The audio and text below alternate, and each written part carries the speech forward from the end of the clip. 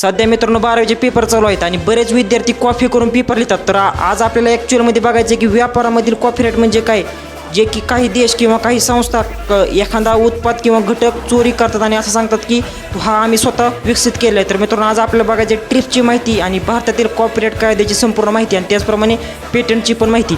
तर मित्रांनो सगळ्यात पहिल्यांदा म्हणजे ट्रिपचा फुल फॉर्म असा होतो की trade related intellectual property rights. आणि कॉपीराईटचा कायदा जो मित्रांनो झाला होता आपल्या भारतामध्ये तो झाला होता 1957 आणि तो ट्रिप्स ॲग्रीमेंटला अनुकूल होता.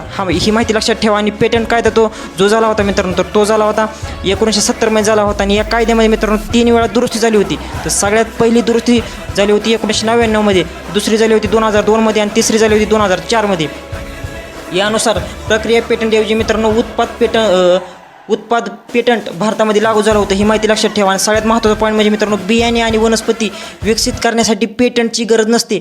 हा खूप महत्त्वाचा पॉईंट आहे मित्रांनो, कारण की ह्या पॉईंटवर प्रश्न आला होता MPSC कंबाईन 2018 त्यामुळे मित्रांनो हा पेटंटचा आणि कॉपीराईटचा आणि ट्रिप्सची ही माहिती लक्षात ठेवा, कारण याच्यावर कोणत्या पण वर्षी प्रश्न येऊ शकतो, कारण की हा खूप सोपा टॉपिक आहे.